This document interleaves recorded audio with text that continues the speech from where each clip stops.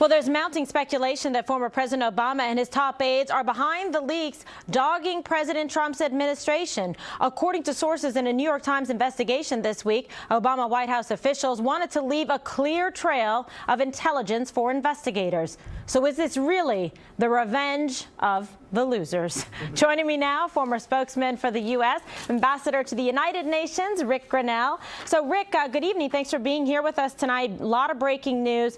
What are your thoughts on all of this? Well, look, I'm concerned that right now we have so much politicization of the intelligence community on the left and the right. We've got to root it out. We have to have intelligence agencies that are not cheering for one political party or the other. It's crucial.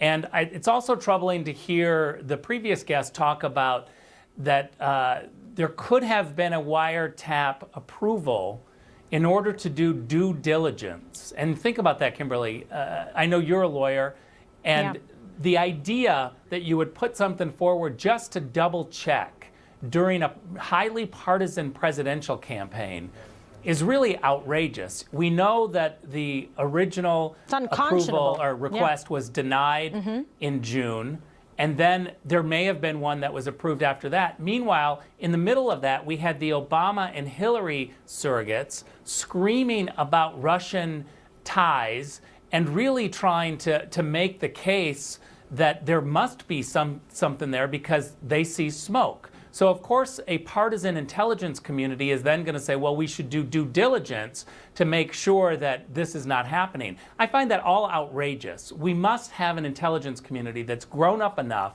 and I know many in the intelligence community who are outraged by their colleagues who are being partisan on both the left and the right. We've got to gut this out and get it more professional, because we cannot have this type of problem ongoing, whether it's in the Obama administration or in the Trump administration. You're absolutely right. To be fair, this cannot happen under the Trump administration either. You cannot have loyalists operating within the intelligence community and really affecting and impacting outcomes. And if you have people that are still there that are loyalists to the Obama administration, that are very, strongly opposed to President Trump, this could be a serious problem. My concern is for the president to put something out like that on Twitter this morning and a series of tweets regarding this issue.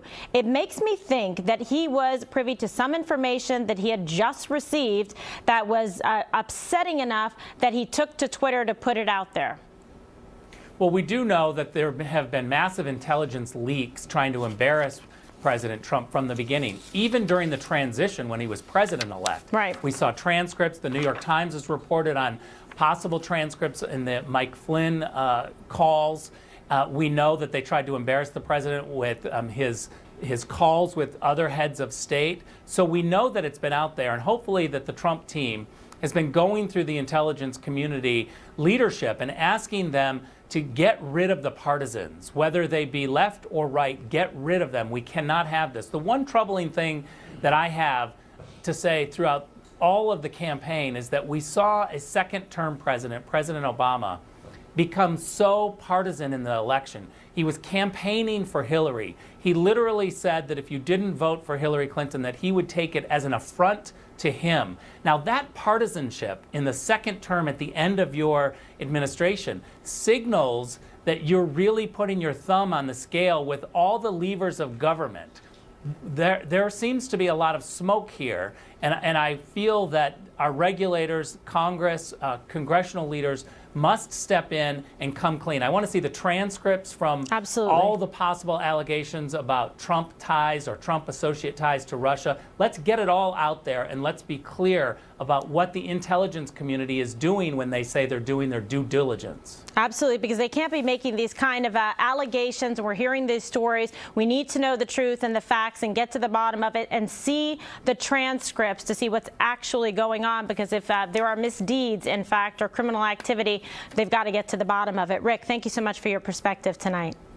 Thanks, Kimberly. And up next, if these alleged wiretaps were to investigate the election, they would have bugged Hillary Clinton too, right? Well, Colonel Tony Shaffer smells some hypocrisy here, and he's on deck. Stay with us.